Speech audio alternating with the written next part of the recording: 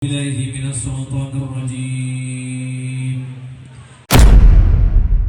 di antara anak-anak mereka ini semuanya meninggal karena kelaparan atau gizi buruk. Puluhan tahun, sepasang suami istri pelaku pesugihan ini menyembunyikan ritual pesugihannya. Akhirnya diketahui dan terbongkar, sepasang suami istri ini harus meninggal dengan cara yang sangat mengenaskan sekali.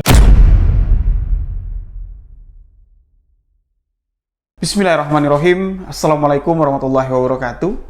Kembali lagi bersama saya, Rio Wijaya, di sebuah kisah misteri.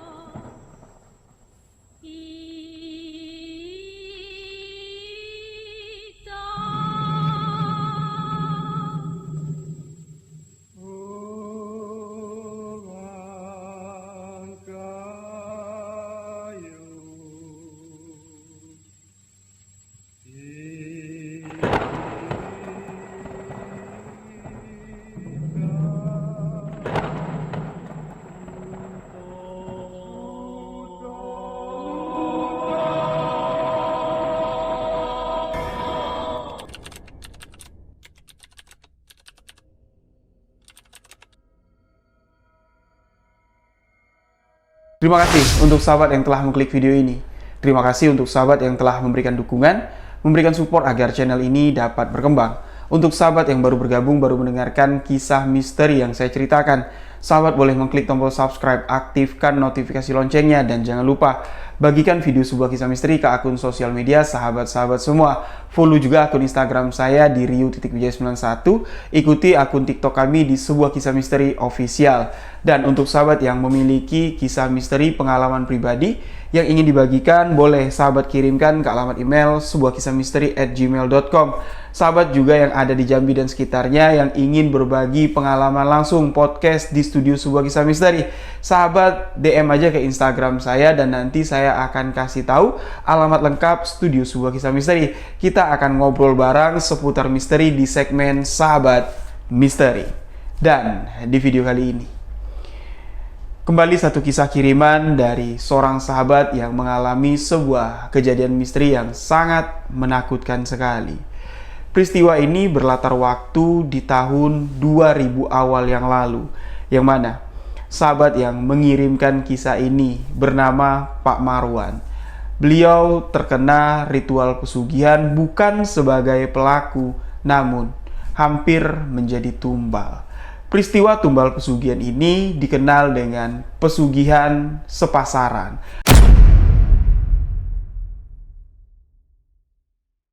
Apa itu pesugihan sepasaran? Simak hanya di sebuah kisah misteri.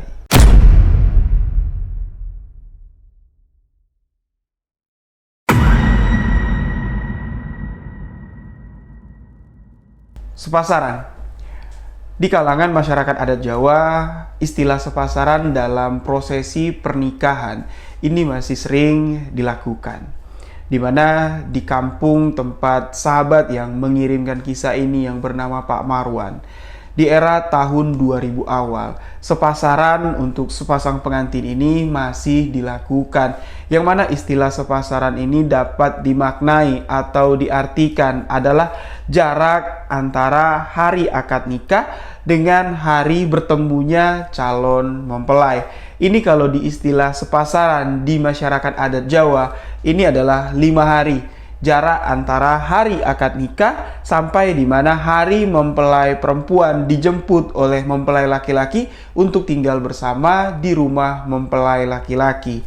Itulah yang dinamakan istilah sepasaran. Dan biasanya setelah ada istilah acara adat sepasaran, ini akan dilanjutkan 3 hari. Setelah wanita ini tinggal bersama laki-laki di rumah si mempelai laki-laki, ini ada lagi istilah adatnya acara tinjuan. Itu 3 hari setelah mempelai laki-laki dan mempelai perempuan ini tinggal bersama di rumah mempelai laki-laki. Nah, Pesugihan sepasaran yang akan saya bawakan kali ini merupakan sebuah kisah nyata yang dialami langsung oleh Pak Marwan, atau saya singkat saja di sini dengan nama Pak Irwan. Yang mana di tahun 2000-an awal, Pak Irwan ini menikah dengan sang pujaan hati, yang mana pujaan hati Pak Irwan ini kita sebut saja dengan nama Bu Meli. Bu Meli ini bukan tinggal sekampung dengan Pak Irwan, melainkan berbeda kampung. Mereka berpacaran sudah cukup lama. Mereka berpacaran kurang lebih sekitar 2,5 tahun, dan di awal tahun 2000-an, Pak Irwan dapat rezeki, dapatlah dia meminang sang pujaan hati. Pinangan dari Pak Irwan pun di sini diterima oleh keluarga Bu Meli. Terjadilah di sini resepsi pernikahan. Namun di sini, dari awal sebelum resepsi pernikahan ini terjadi, Pak Irwan sudah beberapa kali lah istilahnya mendapat kayak ada feeling gak enak kalau aku menikahi wanita ini. Terus juga respon dari calon mempelai istrinya atau si Bu Meli ini ketika tahu Pak Irwan dalam waktu dekat akan meminang si Bu Meli ini. Perasaan Bu Meli juga di sini ndak enak. Adalah beberapa kali Bu Meli ini mengungkapkan kepada Pak Irwan, "Mas, kalau memang mau melamar aku, tolong tanya dulu sama keluargamu, tanyakan sama paman-pamanmu atau yang orang tua lah di pihak keluargamu, mintain weton yang bagus, hari yang bagus, tanggal yang bagus. Aku ndak setuju loh kalau kamu datang ke rumahku melamar secara tiba-tiba." Pak Irwan di sini bertanya sama si Bu Meli, "Yo kenapa memang Dek? Memang salah?" "Ya ndak salah Mas, tapi tradisi yang ada di kampungku biasanya kalau kamu ingin melamar wanita seperti aku yang jatuhnya Bu Meli ini adalah anak perempuan tunggal di keluarga tersebut, ini syaratnya banyak sekali. Kalau tidak mengikuti syarat-syarat yang ada, bukan kebahagiaan yang akan didapat kedua mempelai, namun di sini bala yang akan mereka terima." Pak Irwan, ya, dia yang berpikir lebih rasional, beliau yang berpikir sudah modern lah pemikirannya. Beliau menampilkan apa yang dikatakan oleh Bu Meli, calon istrinya. Pak Irwan di sini mengatakan, "Aduh Dek, ini eranya sudah tahun 2000-an. Masa iyo kamu masih berpikir mitos-mitos seperti itu? Ya ndak perlulah. Yang penting kan niat hatiku melamar kamu itu tulus." "Ya udah," kata Bu Meli, "kalau kamu memang bersih keras seperti itu, ya terserah. Kapan kamu datang. Insya Allah keluargaku akan menyambut kehadiran keluargamu." Singkat cerita di sini, beberapa hari sebelum keluarganya si Pak Irwan ini datang ke rumah keluarganya Bu Meli untuk melamar Bu Meli, Pak Irwan di sini bermimpi yang agak sedikit aneh. Tapi dalam mimpi Pak Irwan, beliau di sini tidak dapat memaknai mimpi tersebut atau mengartikan mimpi tersebut adalah sebuah petanda yang buruk. Pada malam itu, beliau bermimpi iring-iringan mobil, motor yang mengantar keluarga Pak Irwan untuk ke rumah Bu Meli untuk melamar pujaan hatinya. Ini seketika terhenti karena mobil yang bagian depan yang dikendarai oleh sopirnya si Pak Irwan ini seketika menabrak nenek-nenek tua dengan membawa ambung, dan di dalam ambung tersebut itu berisi kelapa, itu berisi umbi, dan berisi kayu bakar. Dan yang anehnya di sini, ketika sang nenek itu ditabrak, ini terlihat langsung oleh Pak Irwan. Karena Pak Irwan ini kan duduk di bagian depan, di samping sopir. Ya, di belakang itu ada ibu bapaknya Pak Irwan, ada keluarganya. Pak Irwan melihat di pematang sawah, itu ndak tahu si nenek-nenek itu muncul dari mana. Tiba-tiba sudah berada pas di tengah jalan, dan mobil yang dikendarai sopir ini sama sekali tidak bisa mengerem dan seketika menabrak nenek tersebut. Tapi perasaan sopir Pak Irwan, nenek-nenek itu kelindes mobil tersebut. Pak Irwan pun di sini merasa kalau nenek-nenek itu kelindes, tapi nyatanya tidak.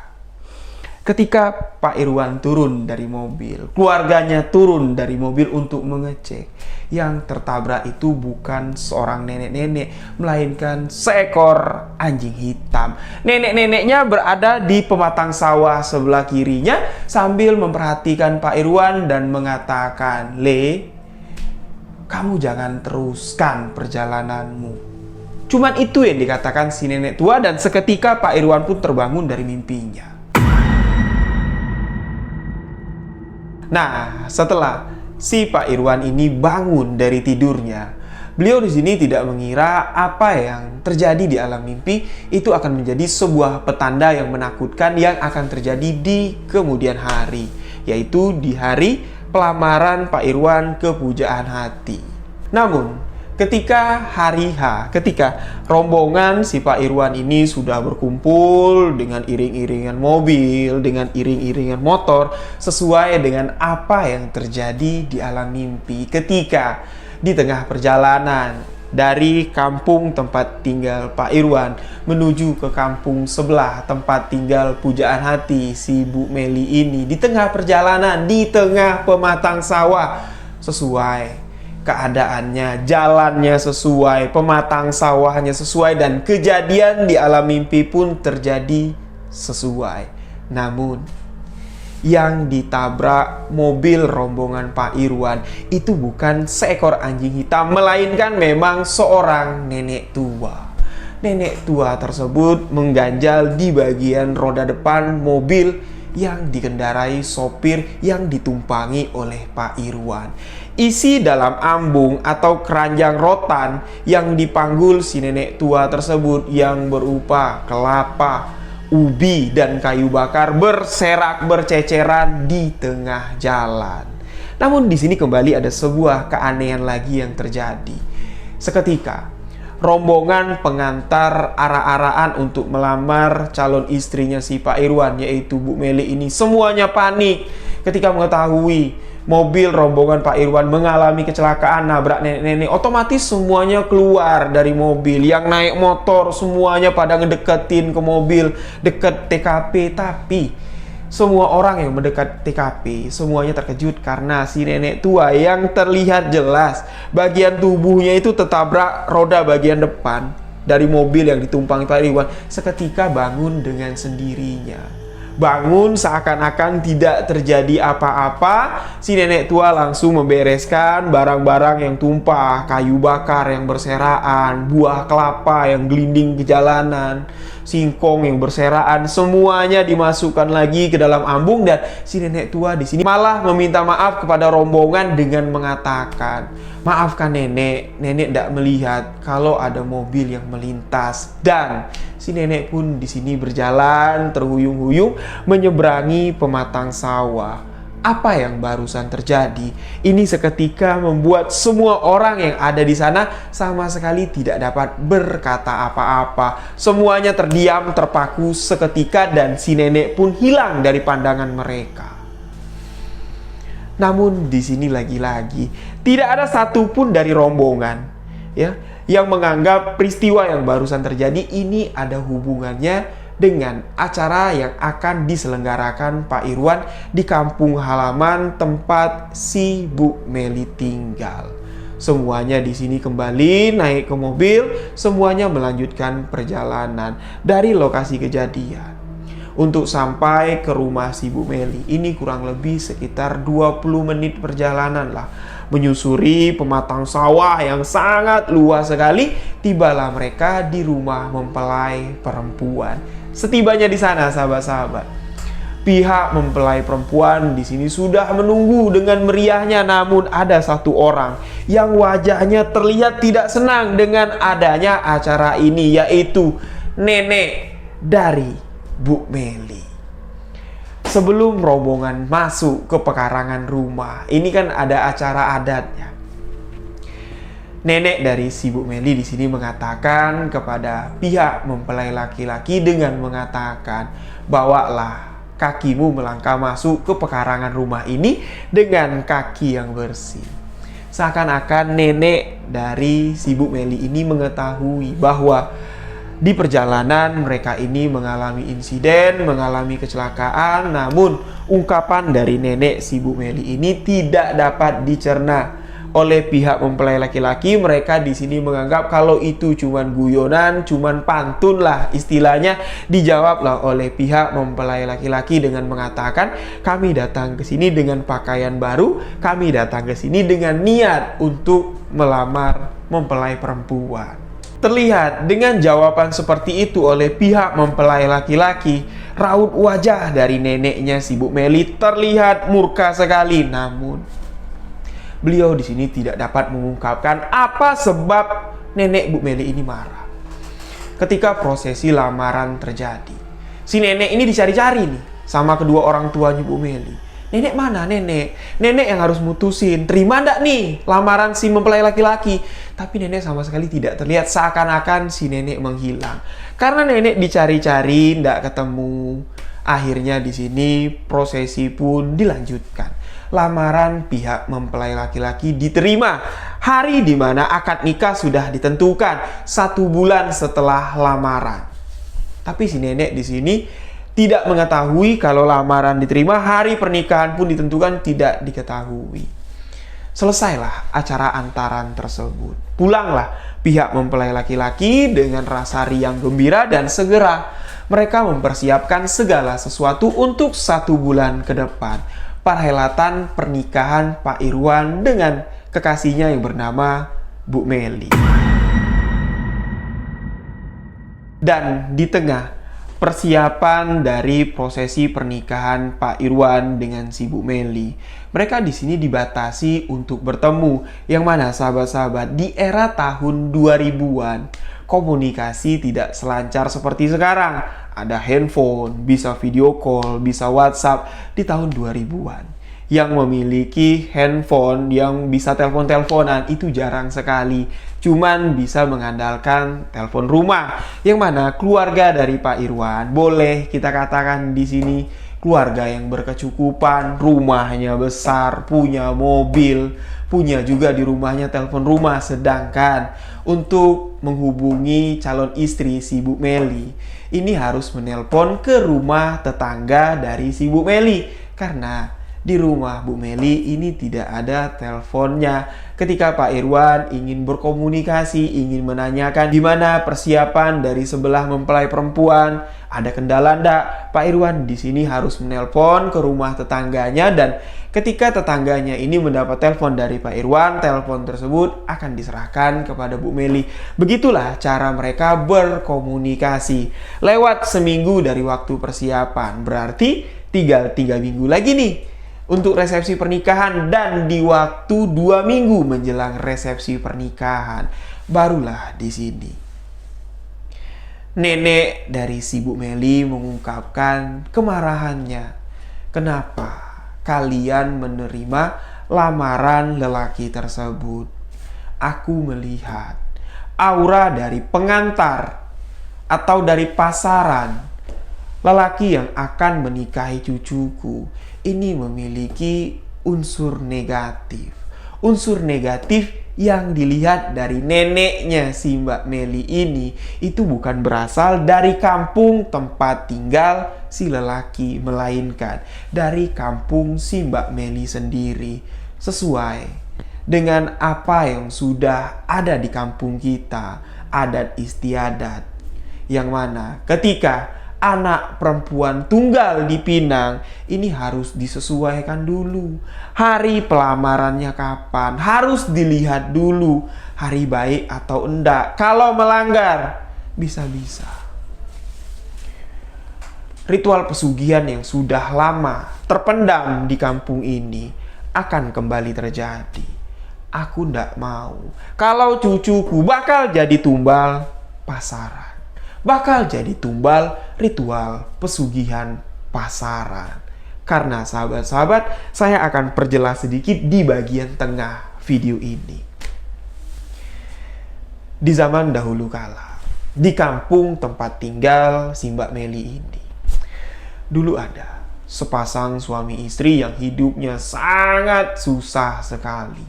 Saking kan susahnya, mereka yang memiliki banyak anak, satu persatu anak mereka meninggal dunia karena kelaparan.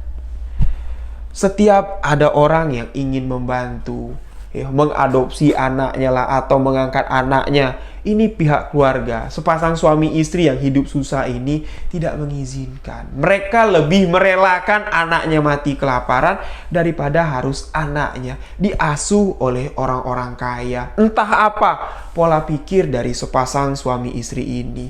Dari mereka memiliki 5 orang anak sampai tersisa 2 orang anak. 3 di antara anak-anak mereka ini semuanya meninggal karena kelaparan atau gizi buruk. Entah apa yang dilakukan sepasang suami istri ini. Sampai di mana? Setelah kematian anak ketiga, kehidupan mereka seketika berubah. Entah dapat duit dari mana, entah mendapatkan modal dari mana. Mereka dapat membeli sepetak sawah. Sawah yang ditanami sepasang suami istri ini tumbuh dengan subur tahun demi tahun. Sawah mereka semakin lebar, semakin banyak. Petak sawah yang dimiliki warga setempat dibeli oleh sepasang suami istri ini dan dipercaya. Ketiga orang anak yang meninggal dunia karena kelaparan ini bukan pure meninggal karena kelaparan atau gizi buruk, melainkan ditumbalkan menjadi tumbal ritual pesugihan pasaran. Karena di kampung itu setiap ada sepasang pengantin yang baru menikah, baru menjalani ritual pasaran 5 hari, harus berpisah dulu. Sebelum 5 hari mereka bertemu dengan pasangan lelaki atau perempuannya. Pihak laki-laki menjemput perempuan setelah akad nikah untuk dibawa ke rumah mempelai lelaki untuk menjalani 3 hari ke depan ritual adat tinju. Sepasang pengantin baru ini pasti yang perempuannya akan mati asalkan yang perempuan ini berasal dari kampung tersebut. Setiap ada resepsi pernikahan pasti ada kematian. Awalnya di sini tidak ada satupun warga yang mengetahui ritual pesugihan pasaran yang dilakukan sepasang suami istri ini. Sampai di mana lambat laun waktu berjalan, sepandai-pandainya menyimpan bangkai, pasti bangkai tersebut akan tercium jua. Pepatah mengatakan seperti itu dan kenyataan membuktikan hal yang serupa. Puluhan tahun, sepasang suami istri pelaku pesugihan ini menyembunyikan ritual pesugihannya. Akhirnya diketahui dan terbongkar, sepasang suami istri ini harus meninggal dengan cara yang sangat mengenaskan sekali. Dan konon katanya, sebelum sepasang suami istri ini meninggal, sumpah sempat terucap dengan mengatakan, "Walaupun kami mati, ritual pesugihan ini sudah tertanam di kampung ini. Barang siapa yang memiliki anak perempuan sematawayang dan dinikahkan secara tidak sesuai dengan adat, maka anak perempuan tersebut akan diambil menjadi ritual pesugihan pasaran." Yang mana yang menjalankan ritual pesugihan pasaran ini banyak di kampung tersebut, tapi mereka sulit untuk mendapatkan tumbal. Karena apa? Setiap anak perempuan sematawayang ini rata-rata sudah dipindahkan ke kampung sebelah atau tidak begini.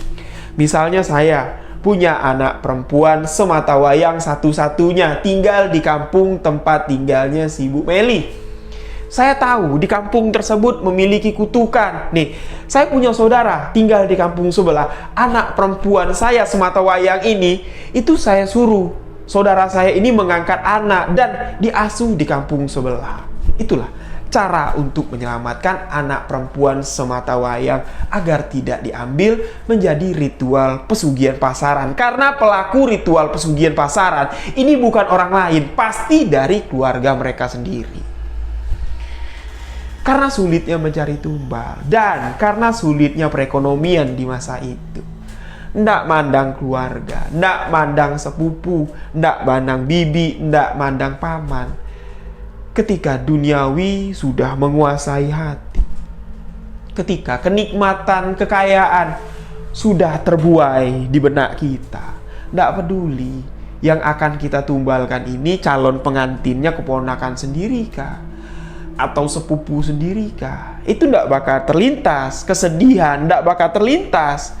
Ya, apa yang akan dirasakan pihak keluarga ketika mempelai perempuan ini meninggal secara tiba-tiba, diketahui menjadi tumbal pesugihan? Tidak terfikir rasa sedihnya gimana.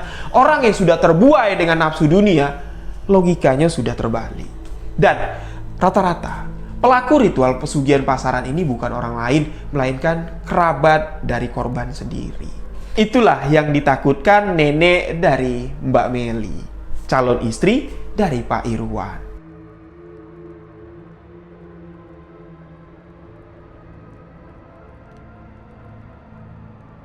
Dan ketika Mbak Meli dan keluarga mendengar pernyataan dari si nenek, otomatis di sini membuat mereka semuanya shock, ketakutan.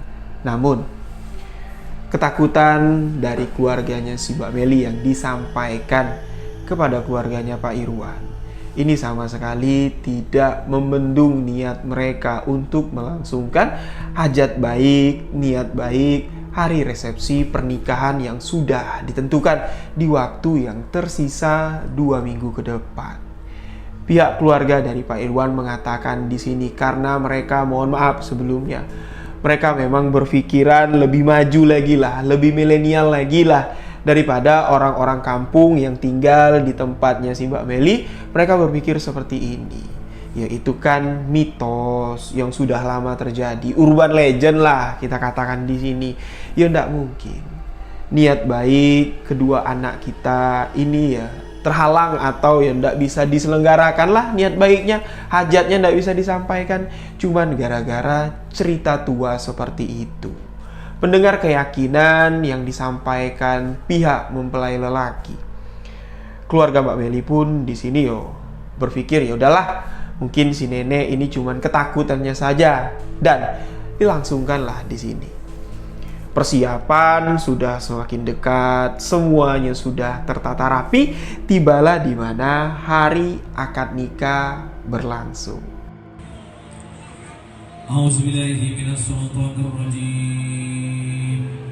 Bismillahirrahmanirrahim. Di hari resepsi akad nikah, si nenek di sini tidak mau menghadiri resepsi tersebut. Di pagi hari, si nenek sudah tidak ada di dalam kamarnya. Dicari-cari lagi, tidak ketemu. Ya sudah. Mungkin si nenek di sini belum terima, berarti cucunya menikah dengan si Pak Irwan. Resepsi pernikahan pun diselenggarakan di pagi hari itu di jam 10 pagi. Setelah resepsi pernikahan berlangsung, ritual adat sepasangan pun di sini dimulai, yang mana pihak mempelai perempuan akan tetap tinggal di rumah mempelai perempuan dan si mempelai laki-laki akan pulang ke rumah mempelai laki-laki. 5 hari ke depan nanti baru laki-laki ini akan datang menjemput mempelai perempuan, dibawa ke rumah mempelai laki-laki, dan setelah tinggal 3 hari akan diselenggarakan ritual adat tinju atau resepsi pernikahan besar-besaran. Di hari akad nikah tersebut, keceriaan keluarga dari Pak Irwan di sini tidak terbendung. Begitu juga keceriaan, kesenangan di keluarga mempelai perempuan tidak dapat terbendung. Mereka di sini seakan-akan lupa dengan adat istiadat atau ritual adat yang ada di desa si Mbak Meli tinggal. Seketika, kebahagiaan kesenangan tersebut melupakan histori yang sudah terbenam, histori yang sudah tertanam di desa tersebut. Sampai di mana malam tiba, kebahagiaan di keluarga Mbak Meli seketika pecah karena dikabarkan nenek dari Mbak Meli ditemukan meninggal dunia di kebun tempat beliau biasa menanam ubi. Dan beberapa jam setelah jenazah dibawa pulang ke rumah duka, Mbak Meli di sini jatuh pingsan, tidak sadarkan diri dan kesurupan. Yang merasuki tubuh Mbak Meli adalah sesosok nenek-nenek dengan suara yang cukup parau dan mengerikan. Si nenek tersebut mengatakan, 4 hari lagi, 4 hari lagi Tumbal yang sudah dijanjikan akan aku jemput 4 hari lagi. Itu terus yang diulang-ulang. Sampai di mana? Keluarga dari si Mbak Meli ini tidak dapat menghentikan kerasukan tersebut. Sudah banyak ustadz mendoakan. Sudah banyak dukun aliran hitam sekalipun sudah datang ke rumah keluarga Mbak Meli untuk mengeluarkan sosok nenek-nenek yang kesurupan. Semakin kuat energi dari nenek tersebut mengatakan 4 hari lagi tumbal akan kujemput. Semakin banyak ustadz yang datang, semakin banyak dukun yang datang. Kekuatan dari si nenek yang merasuki tubuh Mbak Meli ini tidak dapat dibendung. Sampai di mana? Menjelang azan subuh berkumandang, si nenek itu meminta seekor ayam jantan yang berkokok di rumah tersebut. Ketika ada ayam jantan yang berkokok di belakang rumah Mbak Meli, menandakan waktu subuh sudah dekat. Si nenek tua mengatakan, "Bawakan aku ayam jantan yang berkokok tadi. Kalau tidak, aku tidak akan meninggalkan tubuh dari perempuan ini." Diambillah ayam jantan yang berkokok ketika diberikan kepada Mbak Meli yang tengah kesurupan nenek-nenek tua ini. Ayam jantan tersebut lehernya langsung digigit, darahnya langsung diisap dan seketika Mbak Meli di sini dapat sadar dari kesurupannya.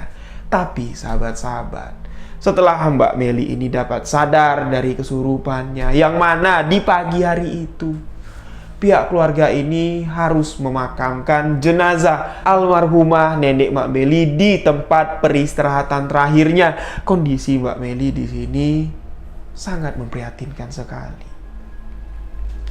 Tubuhnya di sini terlihat pucat, tubuhnya terlihat sangat lemah sekali. Bahkan ketika diberitahu, "Nak, nenekmu sudah meninggal dunia." Mbak Meli di sini tidak dapat menangis, cuma dapat mengeluarkan air mata. Seakan-akan ya, energi untuk menangis, mengeluarkan suara tangisan itu sudah tidak ada lagi di tubuhnya. Seakan-akan kalau kita lihat dari penglihatan batin lah, seakan-akan ya aura kehidupan dari Mbak Meli ini sudah setengah dibawa oleh sosok yang merasuki tubuhnya tadi malam. Dan setelah prosesi pemakaman almarhumah neneknya Mbak Meli, pihak keluarga dari mempelai laki-laki di sini datang, tapi Pak Irwan tidak boleh datang karena ini adalah waktu sepasaran, waktu yang tidak boleh didatangi pihak laki-laki menjelang 5 hari. Ya, maksudnya pihak laki-laki ini adalah laki-laki yang menikah ya. Sedangkan keluarga laki-laki, bapak, ibu, ya, saudara-saudara dari si Pak Irwan ini datanglah melayat ke prosesi pemakaman almarhumah nenek Mbak Meli dan sekaligus melihat kondisi dari si Mbak Meli ini. Dan ketika ibu bapak Pak Irwan melihat, wah ternyata mantuku memang kondisinya parah sekali. Bener toh Pak, kata ibunya si Pak Irwan, apa yang disampaikan oleh Meli bahwa pernikahan ini seharusnya dibicarakan dulu oleh orang tua-tua yang ada di sini, jangan semaunya kita. Ternyata benar, kutukan pesugihan yang ada di kampung ini itu memang benar-benar ada. Nah, ketakutan pun di sini mulai muncul di keluarganya si Pak Irwan ketika disampaikan ke Pak Irwan yang menunggu kabar dari kedua orang tuanya dengan panik di rumah. Gimana istriku, gimana kondisinya, gimana, diceritakan semuanya, mulai dari kejadian sampai kematian almarhumah nenek, sampai Bu Meli ini kesurupan sampai menggigit leher ayam hidup-hidup, darahnya diminum, diceritakan semua kepada Pak Irwan. Pak Irwan sama sekali tidak percaya. Malah di sini Pak Irwan menantang dengan mengatakan kepada kedua orang tuanya, ya sudah, kalau memang kekuatan gaib yang ada di sana, demit yang ada di sana sekeras itu, aku tidak takut. Aku akan cari orang pintar, paranormal yang paling hebat untuk mengatasi permasalahan ini. Dan kedua orang tua dari Mbak Meli di sini mengingatkan kepada si Irwan ini, ingat, ketika Meli kesurupan, anakku mengatakan 4 hari lagi tumbal akan kujemput. Mereka takut, ibu bapak Mbak Meli ini takut kalau anaknya akan mati menjadi tumbal dan yang ditugaskan kepada keluarganya Pak Irwan. Di sini bukan mencari dukun yang sakti untuk melawan demit yang merasuki tubuh Mbak Meli, bukan, tapi minta tolong carikan orang yang bisa mengetahui siapa yang melakukan ritual pesugihan pasaran dengan menumbalkan anak kami, dengan menumbalkan pengantinmu, Wan. Tolong kamu cari itu. Tapi penyesalan yang sampai hari ini dirasakan Pak Irwan adalah dia tidak mendengarkan pesan dari ibu bapak mertuanya. Egonya di sini malah ingin menghantam sosok gaib tersebut dengan mencari paranormal hebat untuk membasmi demit yang merasuki tubuh Mbak Meli pada malam itu. Bukan mencari siapa pelaku ritual pesugihan tersebut. Sampai di mana? Belum menjelang 4 hari dikabarkan Mbak Meli meninggal dunia dengan cara yang mengenaskan. Gimana ketika Mbak Meli menggigit leher ayam ketika dia kesurupan, begitu juga lah leher Mbak Meli ketika ditemukan pagi hari. Di bagian lehernya ini seperti ada yang menggigit, terkerowak, dan darahnya bercucuran banyak sekali. Seakan-akan ada makhluk gaib yang menggerogoti leher dari Mbak Meli. Ketika mendapat kabar seperti itu, alangkah di sini sedih hati Pak Irwan mendengar istri yang baru dinikahinya selama 4 hari meninggal dunia. Barulah di sini penyesalan yang dirasakan oleh Pak Irwan ketika beliau melihat jenazah almarhumah istrinya untuk terakhir kali. Beliau di sini menyesal. Kenapa? Kenapa aku harus mengikuti egoku? Mulai dari melamar kamu, mulai dari menentukan hari resepsi pernikahan kita, mulai dari tidak mendengarkan saran kedua orang tuamu untuk mencari dukun yang bisa mencari tahu siapa pelaku ritual pesugihan ini. Nasi telah menjadi bubur, sahabat-sahabat. Tidak ada yang dapat dipersalahkan. Adat tetaplah adat. Kita di sini tidak boleh mengenyampingkan adat istiadat dimanapun kita berada. Hargailah adat istiadat, karena setiap adat dibentuk itu pasti ada sebab dan akibatnya. Ketika sebabnya dilanggar, akibatnya harus dapat kita terima. Pak Irwan di sini menikah dengan istrinya cuma 4 hari, belum sempat bulan madu, belum sempat melakukan hubungan suami istri karena terhalang ritual adat sepasaran. Makanya dari itu, ritual adat sepasaran sampai hari ini jarang sekali diberlakukan di beberapa daerah, ya khususnya di Pulau Jawa, karena takutnya hal serupa seperti yang dialami Pak Irwan dan istrinya Bu Meli ini terjadi. Makanya dari itu, ritual sepasaran sampai hari ini ya di beberapa daerah masyarakat adat Jawa lah ya.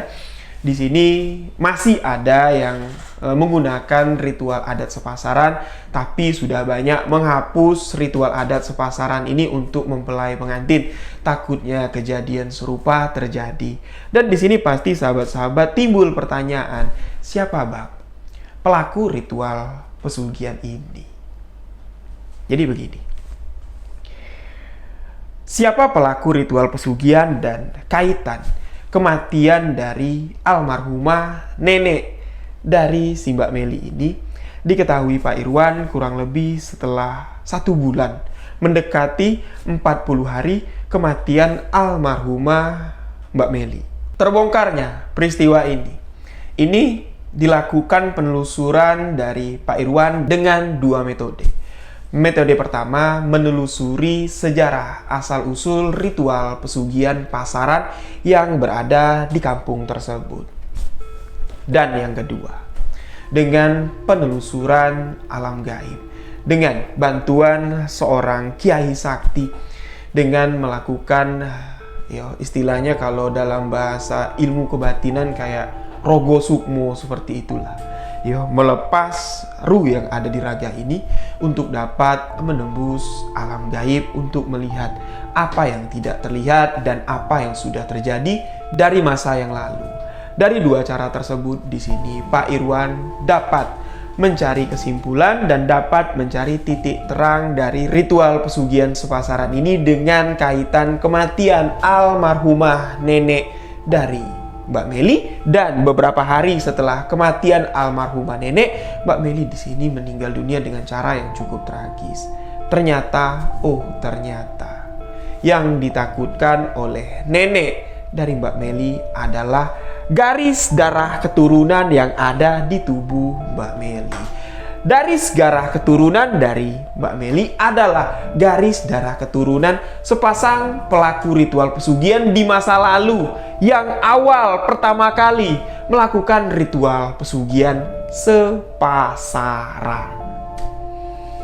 Tapi di sini nenek dari almarhumah Mbak Meli tidak mengatakan kalau kita nenek, ibumu, kamu itu adalah darah titisan dari si pelaku ritual pesugihan sepasaran. Karena kalau sahabat-sahabat putar balik ke belakang cerita ini, pelaku ritual pesugihan sepasaran ini memiliki 5 orang anak. 3 diantaranya meninggal karena kelaparan dan 2 diantaranya dapat hidup mewah, dapat hidup enak walaupun kedua orang tuanya sudah dihakimi masa. Kedua orang tuanya ketahuan melakukan ritual pesugihan sepasaran dengan menumbalkan banyak sekali anak perempuan di desa tersebut yang baru menikah.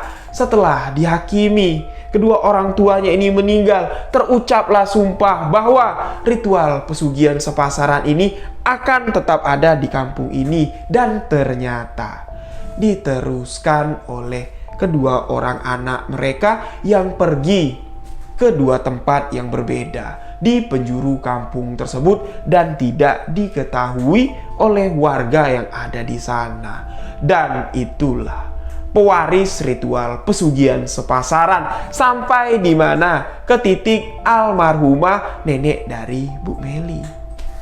Beliau tidak mau meneruskan ritual pesugihan sepasaran ini karena beliau tahu di kampung tersebut cuman satu-satunya yang memiliki anak tunggal perempuan adalah cucu sematawayangnya, yaitu Mbak Meli.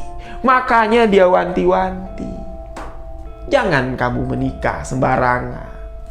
Jangan kamu ambil keputusan sembarangan. Neneknya ini tidak mau mengungkapkan secara langsung karena takut ketahuan.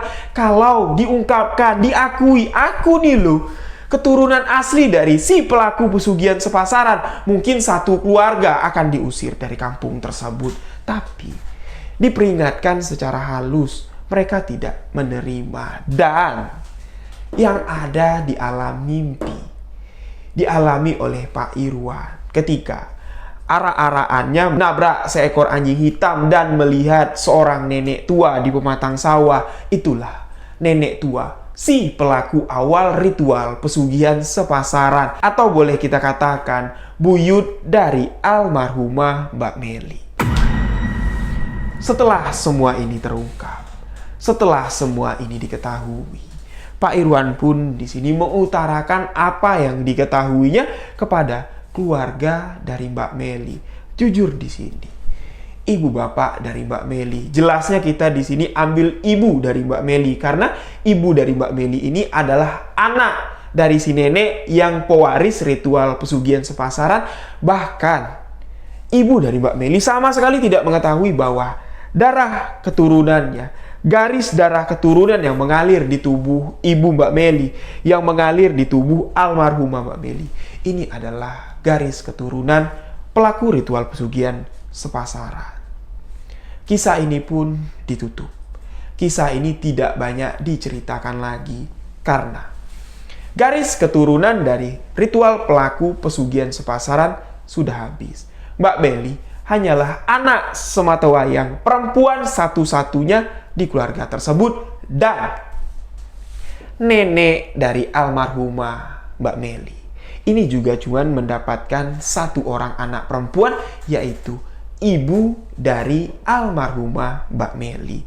Setelah kematian Mbak Meli, bisa dipastikan ritual pesugihan sepasaran, kalau tidak ada yang tahu lagi cara melakukan ritual pesugihan sepasaran, ini tidak akan terulang lagi seperti kejadian yang dialami oleh Pak Irwan.